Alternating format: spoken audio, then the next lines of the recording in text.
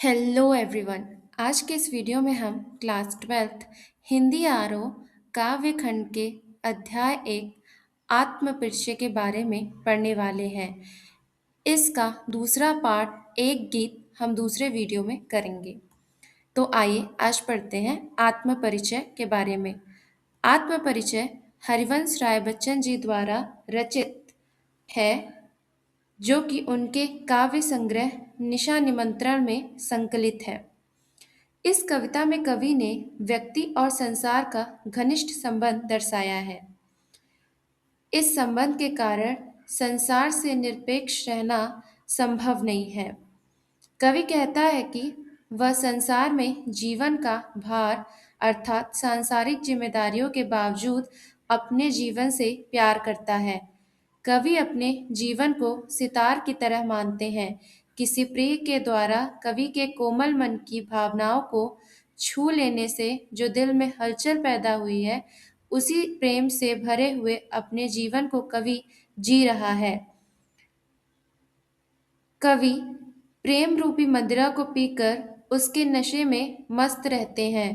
कवि के अनुसार यह पूरा संसार उन्हीं लोगों को अधिक महत्व देता है जो संसार के अनुसार चलते हैं तथा उनका गुणगान करते हैं। लेकिन कवि अपने मन की इच्छा के अनुसार चलता है, अर्थात वह वही करता है जो उसका मन कहता है। फिर दुनिया उनके बारे में क्या कहेगी, इसकी उन्होंने कभी परवाह नहीं की। कवि के अनुसार यह संसार अधूरा है, जिस कारण उसको यह संसार पसंद नहीं आता।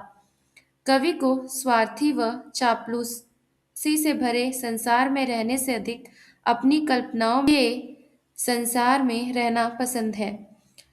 संसार के लोग संसार के आपदाओं रूपी सागर को पार करने के लिए कर्म रूपी नाव बनाते हैं, परंतु कवि संसार रूपी सागर की लहरों पर मस्त होकर बहता है। वह अपनी जवानी के पागलपन की मस्ती में घूमता रहता है।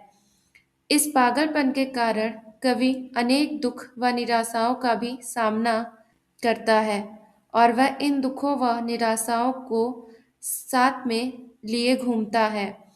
इस संसार में लोगों ने सत्य को जानने की कोशिश की, परंतु कोई भी सत्य को जान नहीं पाया और बिना सत्य जाने ही इस संसार को छोड़कर चले गए। कवि बताते हैं कि नादान अर्थात मूर्ख भी वही होते हैं जहाँ समझदार एवं चतुर होते हैं। हर व्यक्ति अपने स्वार्थ को पूरा करने के लिए वैभव, समृद्ध, भोग विलास की तरफ भाग रहा है। वे इतना सत्य भी नहीं सीख सके हैं कि सांसारिक वस्तुएं सदैव के लिए नहीं रहती।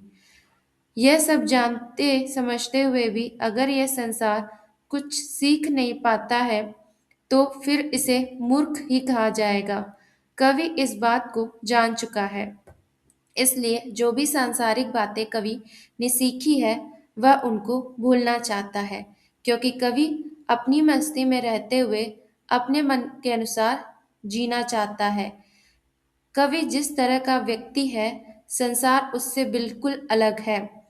कवि हर रोज अपनी कल्पना के अनुसार संसार का निर्माण करता है और फिर उसे मिटा देता है। कवि अपने रोने को प्रेम में छिपाए फिरता है। कवि की वाणी भले ही ठंडी सी प्रतीत होती है हो, परंतु वह उसमें हमेशा पूरा जोश होता है। प्रेम की पीड़ा के कारण उसके मन का रोना अर्थात मन की पीड़ा शब्द रूप में प्रकट हुई और उसके इस रोने को संसार ने गीत समझा। जब कवि की वेदना अधिक हो गई तो उसने अपने दुख को शब्दों के माध्यम से व्यक्त करना चाहा और संसार इस प्रक्रिया को मात्राओं का निश्चित मान अनुसार पद रचना समझने लगा। कवि को यह समझ नहीं आ रहा है कि यह संसार उसे कवि के रूप में क्यों अपनाना चाह रहा है, क्योंकि कवि तो स्वयं को नया दीवाना कहता है, जो इस दुनिया में मिलने वाली हर परिस्थितियों में मस्त रहता है। कवि प्रेम रूपी मस्ती का संदेश लिए फिरता है, जिसको सुनकर सार झूम उठता है।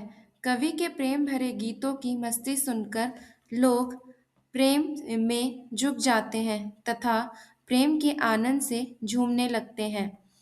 Thank you for watching this video. Subscribe for more videos to like it and subscribe the channel for watching more videos like this. Thank you for watching it.